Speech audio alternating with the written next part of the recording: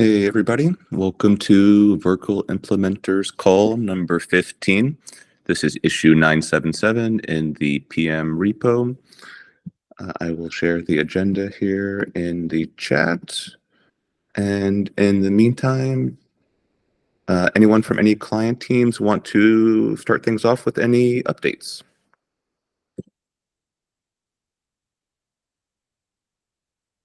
I guess I can start. Yeah, so there's been continued work on getting the conversion process to be tested in the test framework. So I assume that there will be more details during the testing update. But yeah, I met with Spencer, and we made some progress finding the bugs that I had. So that much made some progress.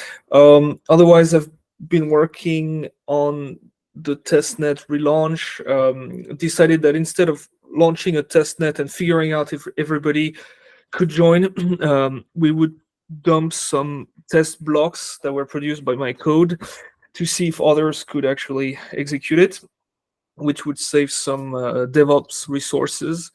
So we've been iterating on this, and we just came to an agreement like 5 minutes ago. There's still another fix to include, or at least something to investigate, but we're starting to look good. So I assume we'll be relaunching the testnet like today or tomorrow. And otherwise, yeah, I think that was all for me. Ignacio, you got anything else to add? No, not really. I mean, there's the MSM stuff, but yeah, we'll be talking about it afterwards. So yeah, that's all for us.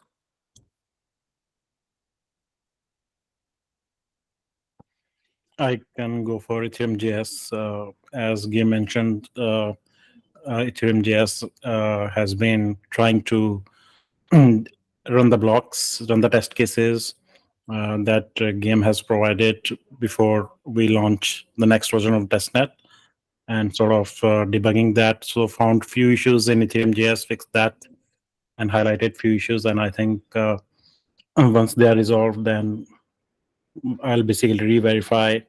Once Danish and game have resolved all the issues, I'll re-verify and see if Ethereum.js also can agree to the tests.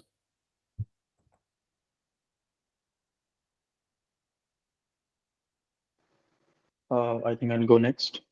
So at Nethermind also, like I was working on figuring out the gas model with GM and Jazinder.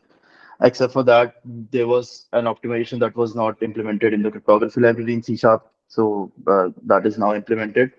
And now I'm starting to focus majority of my time in like implementing the transition in Nethermind client, because GM also said that he's a bit closer to testing it properly. So now it's a good time to start like implementing that in our client.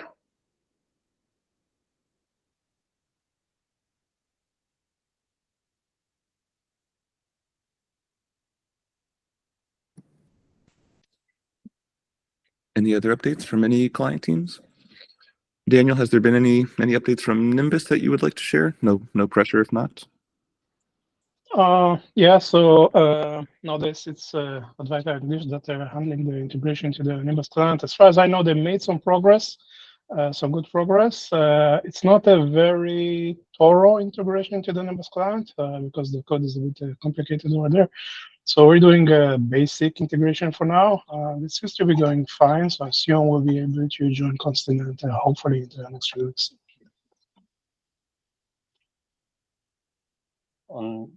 On Bezu side, we are trying to prepare Bezu in order to be able to join the testnet. So we did some gas cost modification. We also modified in order to have the circular buffer for the block hash. We are also doing some modification in the tree key generation part. And we are also working on some performance stuff in order to patch some call, in order to optimize the communication between the Java side and the native side, avoid doing some copy, etc. So yeah, we continue and we hope that we'll be ready for the new launch.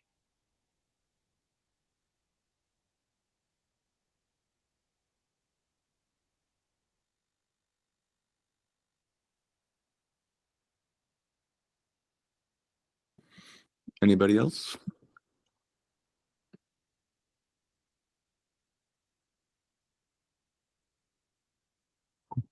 If no other updates, we can move on. As far as testing updates, I don't want to put you on the spot, Mario, but are there, or anyone else would like to share any updates on the testing side?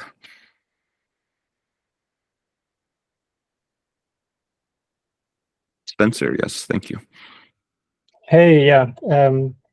So we now have a transition tool which generates a test and verifies that the Verkle tree post state is as expected. So this is good. To do this, we used a subcommand that Guillaume added to get. So TA10, the transition tool, is a subcommand, so a separate subcommand that's used to, on our side, generate a Verkle tree to compare against the Verkle tree that is being generated by the transition tool.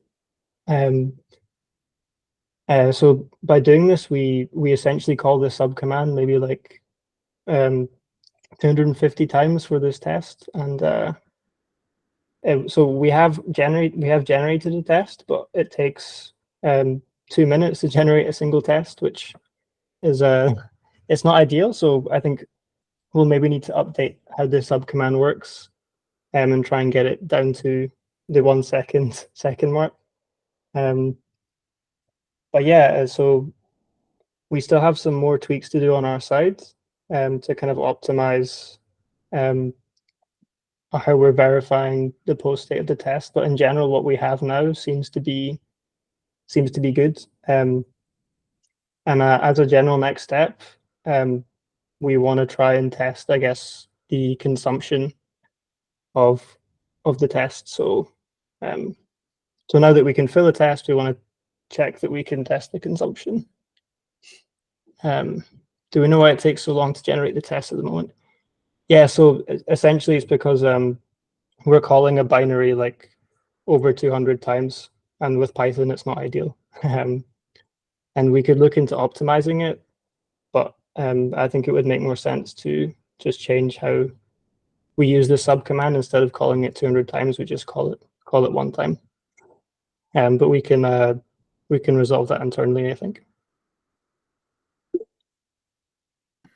Yep, Guillaume. Yeah, just I mean, I understand. Yeah, that's a huge slowdown, and I think we have the right direction. I just need to understand what you would do. So you would pass me an entire alloc, like Genesis alloc object serialized to JSON, and I would return that, like the conversion in Verkle into JSON form, so key values. Is that what you're expecting? Exactly. Yeah. So And that's so that's what we're doing on our side exactly right now. And so my question would be, would the state, like the alloc, be considered complete, or would you be willing, or would you want afterwards to be able to add more stuff to it, or to change some values? So far, it would just be just a direct conversion, so just an alloc to a Verkle tree conversion.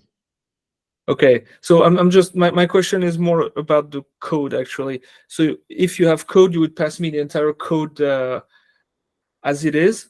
But what I'm trying to understand is, because I would return, executing the block, I would return the Verkle tree as is. So I'm just wondering how you would maintain the alloc yourself.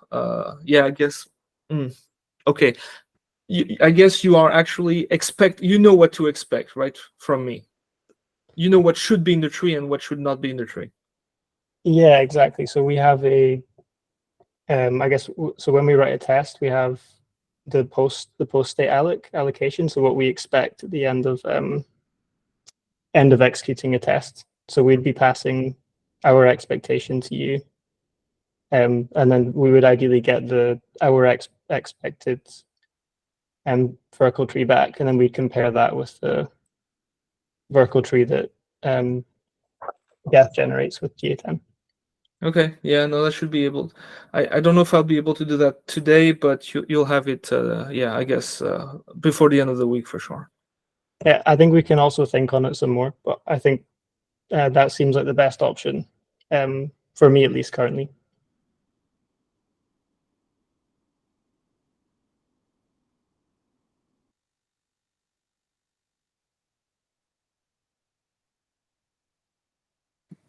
Cool.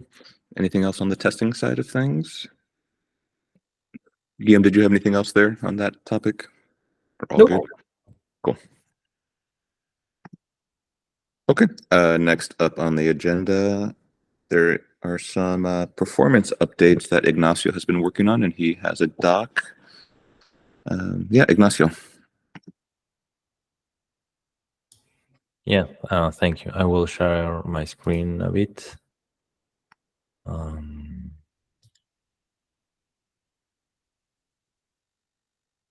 Let me know when you can see it. Yep. Yeah, okay. So I will just go, I will give like a really brief overview of this document because the details might not be interesting for most people in this call. So what I did last week was, I call it like taking another iteration on Verkle 3 MSMs. And this work was motivated by a document that Gottfried wrote a while ago. Well, I do this, I think will be better. Which is, you won't see that. It's another HackMD doc with what I think is a novel idea of how to calculate MSMs with pre-computed tables. And I had that in my to-do list to really see if this can be used for improving the performance for the Go implementation or any other implementation actually. So what I did in the document is basically walk through all the thinking process, and that led to the conclusion that I will share at the end. So basically in this document, I go through some like refresher of like what is this MSM thing and how it relates to Verkle trees, because maybe some readers might not really connect both things. So basically in Verkle trees, if you separate the cryptography into groups, you have all the proof related things, which is the IPA and the multi-proofs. And the other thing is mainly doing MSMs. Like whenever you calculate a tree key for an account or a storage slot, you have to do an MSM. MSM stands for multiscalar multiplication. Whenever we have to do this state migration from the Markov-Patricia tree to the Verkle tree, and we have to create a lot of new leaf nodes, we have to do a lot of MSMs for the new leaf nodes.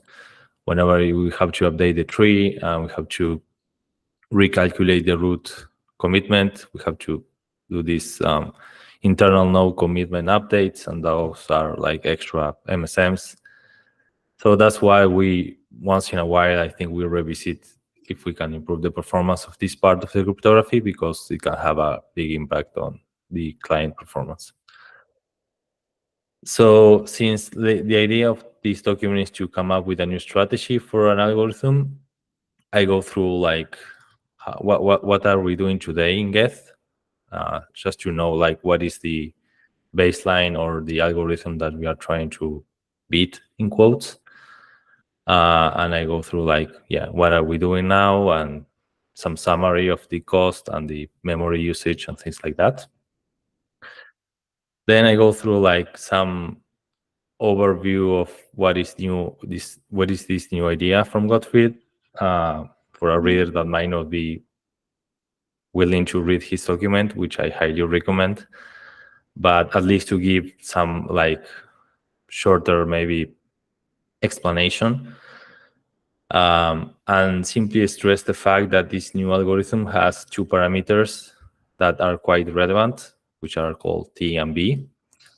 And I just to give like an intuition on like what it means and what it means for the performance of the algorithm and things like that. So then I simply show that, I did an implementation that you can see in this link if anyone is interested. I think it's very easy to port to other languages. it's not like it's not like a really tricky thing to port.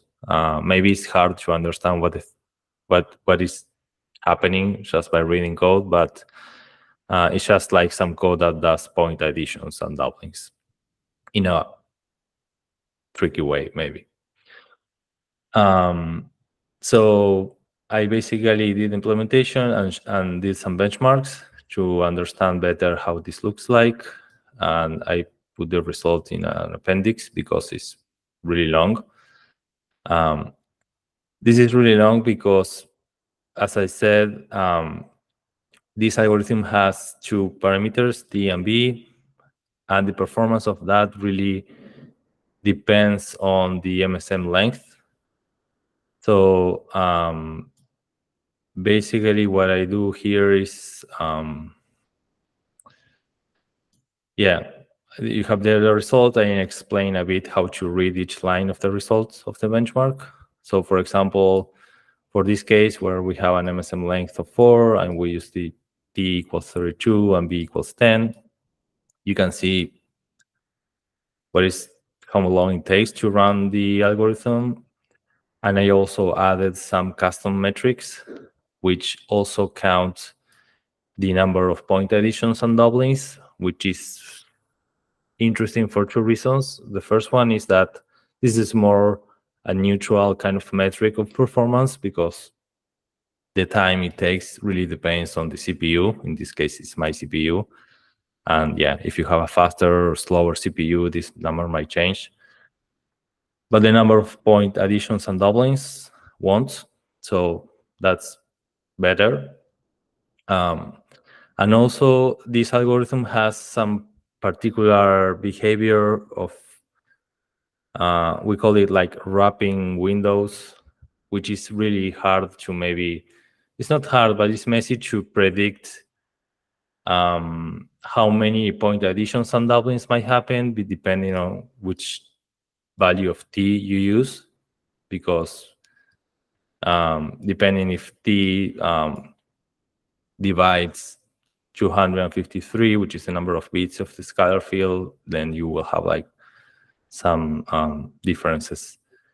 And I also show how big is the table size for this configuration of T and B, which allows you to understand how much memory this configuration is using.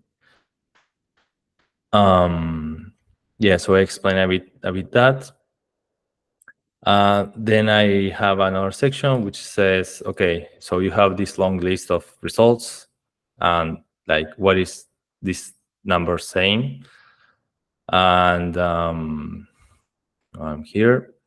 So I here, for example, try to explain things like, okay, if you only increase B by 1, let's say, and you keep the rest the same, and you compare both benchmarks, you can see that, okay, maybe you are only adding 1 point addition or doubling, and you are cutting the table size by half, and what that means, and things like that, because you have to understand well the trade-off between memory usage and performance here. And most of the document is trying to unpack that because it's a bit tricky.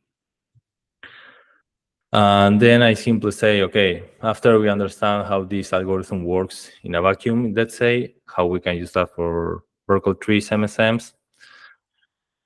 And I go through what I think is the correct way of looking at this problem, because at the end of the day, the thing that we want to do is beat the current algorithm. And the current algorithm already has some optimizations of using like different window sizes depending on where the points, which are the points that you use for the MSM. So it's not like a really simple single benchmark case that you have to do. And yeah, I simply go through each of these cases and explain if like the current algorithm can be better or not. And I show that if that's the case, which configurations for that case might be better. And at the end of the day, I say, okay, so it seems like the final strategy is, in this case, like a hybrid strategy in which for some cases we'll still use this current algorithm, but for many other cases, we can use the new algorithm with different configurations. And the bottom line is the following. So if we are willing to use 144 megabytes of extra RAM, which doesn't seem that bad, we have that for MSMs between length 1 and 8, we have like mostly the same performance. Here it's saying it's a bit faster, but this is probably noise because it's calling the current algorithm anyway. And for the rest, so between 9 and 156, so it's like a wide-ish range, we have like between 20 and 44% speed up. So I did the same kind of benchmark in a Rock5B just to double check, and we have like a similar-ish performance gains, so that's okay. And if we think that 144 extra megabytes to get these speedups is too much, there's also another variant where we only use 60 megabytes of extra RAM, and we get like kind of the same performance, but only for the range of 33 and 256. We are not like getting this lower range.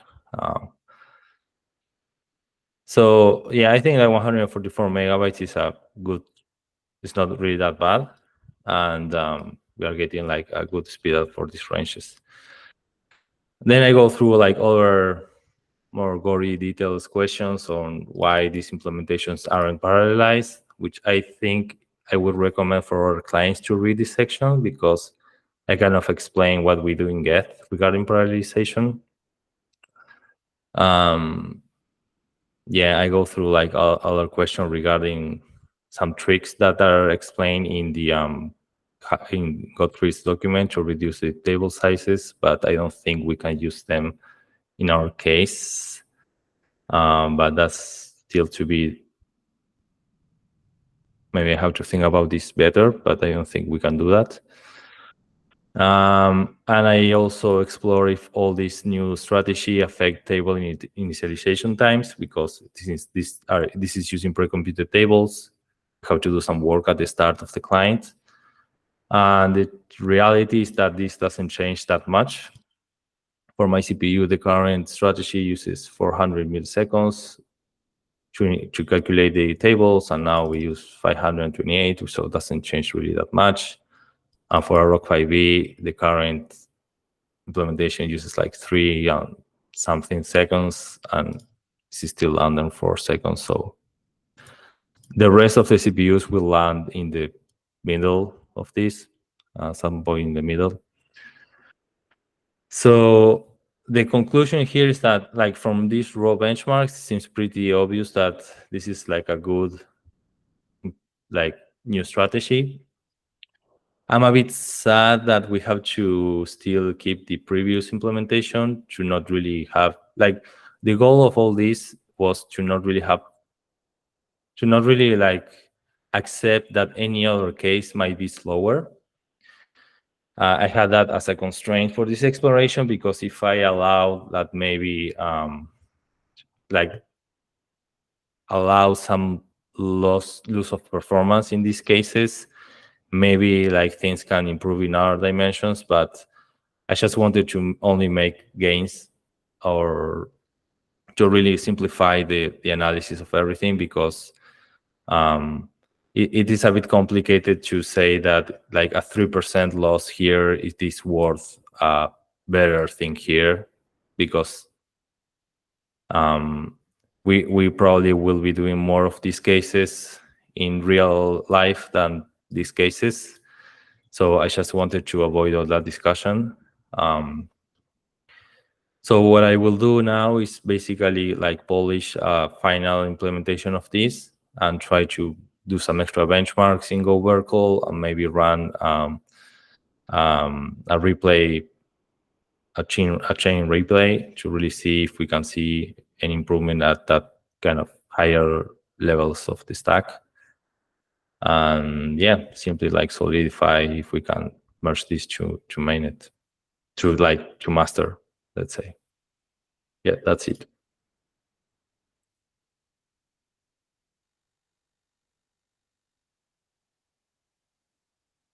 And I want to say that if anyone wants to ask any question after read the document, if you're interested, just let me know. And want to say a final shout out to Godfrey, that was the person that created this new algorithm that could allow these performance improvements. I basically just walked the extra mile to pull this from research to practice, let's say.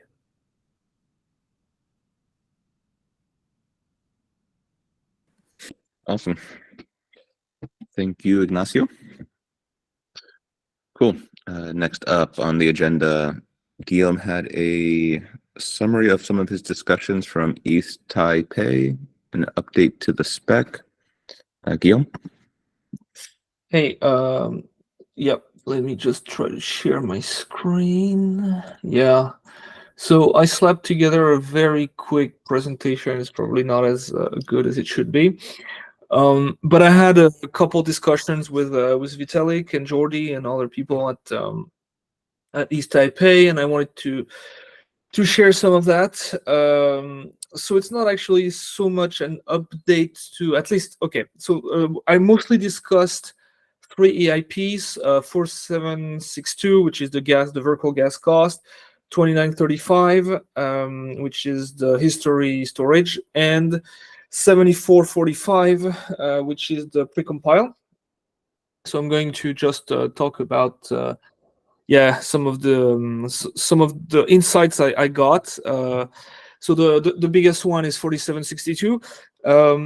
So I asked Vitalik what was the design, because it wasn't clear to me. What was the design principle? How did they choose those? How did they choose? Sorry, their numbers. And what he told me is that the general insight is that they tried to not change anything of any of the gas costs. So contrary to at least what I was believing, the Verkle cost should pretty much be the same before. The same as they used to be. It's not 100% perfect, but it's pretty much the same. So for example, if you look at S-load, you have you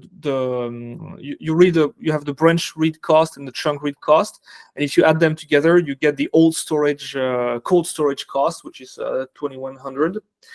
And if you access an account, let's say you only read the code hash, the balance, and the nonce, you get 2500, which is about slightly under the cold account access cost, which is 2600.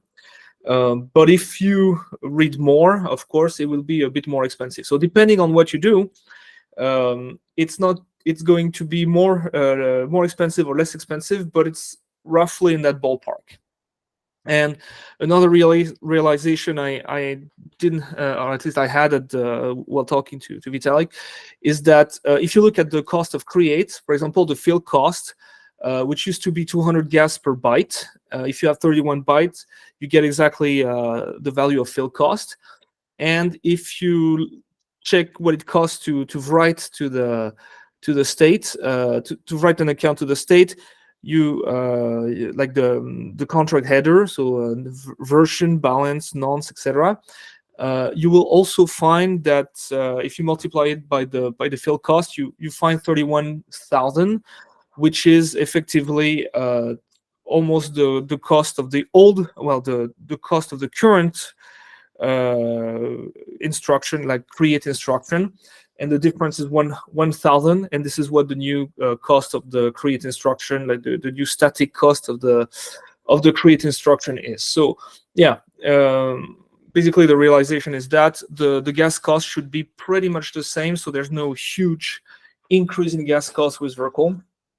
So yeah, I wanted to share that. So this is not an update to the spec per se, but at least for me, it's a new reading.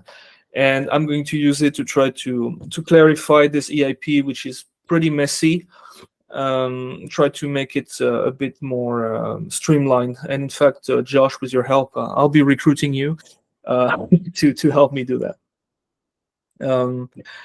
The second thing, that was a discussion with Jordi. So Jordi from Polygon, ZKVM and all, about 2935. So until now, we had this conversation that we decided it was okay, or at least mostly okay, to have a buffer of 256 values. But Jordi said, yeah, that 256 blocks, that's way too little for us because of the time it takes them to generate their proofs. So they would rather have 2 weeks worth of blocks instead of just 256. So we would still have a ring buffer, but it would be a much bigger ring buffer. I actually didn't compute how many values that was, but yeah, it's like 256 blocks is just under an hour. So you would have 256 times 2, so 512 times how many hours there is in a week. Yeah, I don't want to make the calculation right now, but you get the drift. So yeah, the block would just like the buffer would be much larger, but not so large that it would start having an impact on the overall state size. And I think, I mean, yeah, I wanted to share that. Maybe there's some pushback, but barring some pushback, I think we should just change the EIP to do that.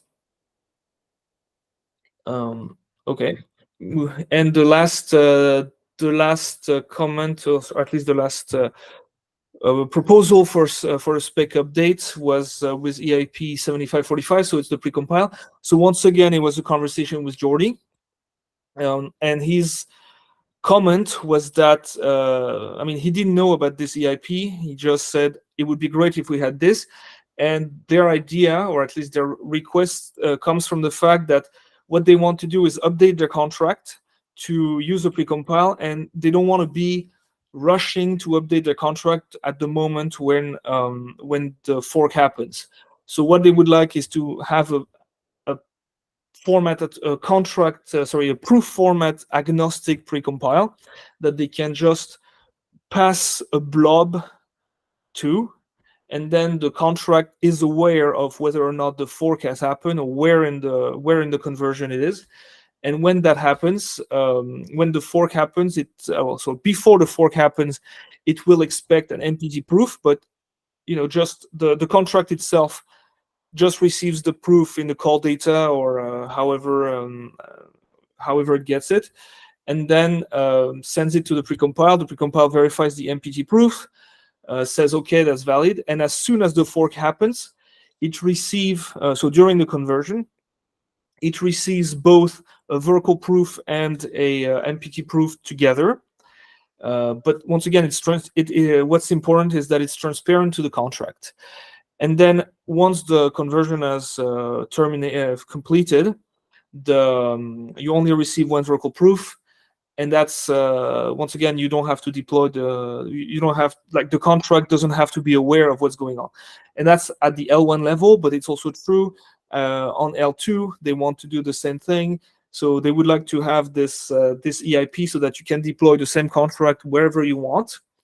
But for example, L1 would be switched to Verkle, but some L2 would not have switched to Verkle yet, so they would still use the old MPT proof format, or whatever, a new one, a ZK proof, whatever they want, as long as it's the client that knows where it's at and how to handle it, and the contract itself, the same code can be deployed anywhere.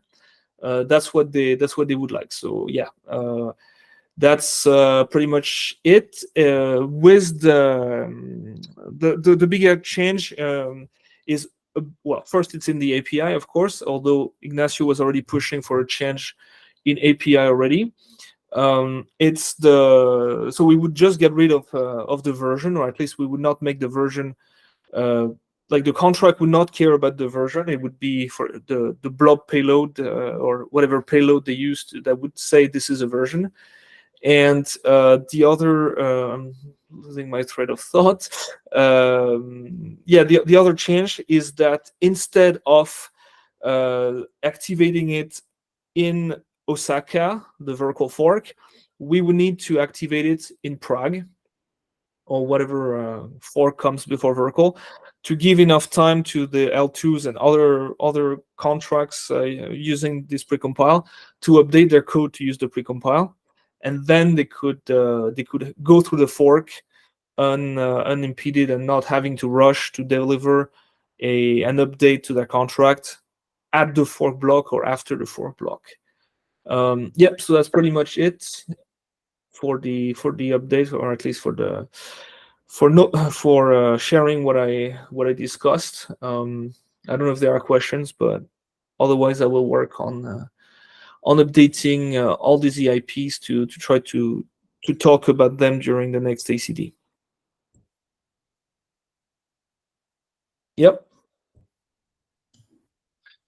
Yeah, I have two questions. The first one regarding the first slide, or the first topic about that the gas costs of Verkle should kind of approximately match the current ones. So this is true, like ignoring code accessing cost, right? Yes. I mean, Yeah, Verkle will be. Yeah. Okay. right. That part was missing, but now it's covered. Cool. And regarding this last point about the precompile or the contract for verifying proofs, do you know if they have like a desired API for the precompile or the contract? Because it's a bit tricky because we have to include all these, which are the keys that they are expecting the proof to prove and all things like that. Or they are just like talking about their desire, or maybe they already have a proposal for the API or how they use it today. No, they don't really have. At least we like Georgie has not described as a very specific interface. He just told me I want to be able to prove that what I'm looking for is in a given state root that can be 2 weeks ago. I would like. I mean, I was going to try to update the EIP itself because it's quite far from this use case, and then approach him again to ask him for input. But yeah, maybe I should ask him first. So yeah, the short answer is no, but we indeed need to get this API properly designed before Prague, basically. So okay, so and this means that the first implementation of this precompile should only have cryptography related stuff to the Merkle-Patricia tree, right? Not necessarily the Verkle tree, because that will never be used until the fork really happens. Yes, absolutely. This being said, yeah, we need to make sure that we don't change the interface. That's all. We need to make sure it works basically before we deliver this EIP.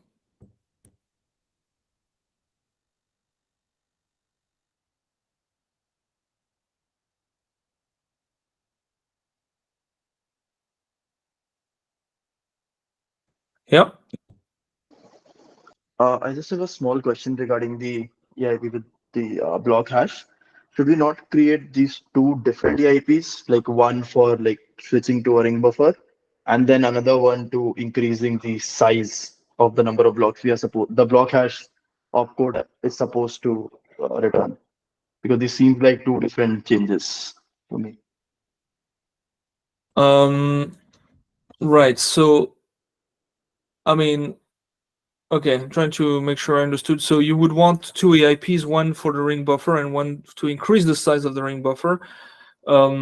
We could do that in two EIPs, but I'm not sure I understand the logic of, because this EIP does not exist yet. So that's why I'm not sure I understand. I mean, this EIP hasn't been delivered yet, so we could do everything in one go. I don't mind doing. So yeah. no, so I also like I generally don't mind, but the thought process, my thought process was like one EIP is just to change how block hash is implemented, and other change might have other issues with other implemented contracts where we are increasing the number of block hash that we provide right now with the block hash opcode. So yeah, Ah. that's the reason I have, but yeah, we can still do it in the same AIP. But still, like right now, the behavior is that like if someone asks for a block hash that's not within 256, it returns a zero value, a null value, but then the behavior is changing. So yeah. Yeah, fair enough. Yeah, I would have to think how to format those things, but yeah, that's a fair point.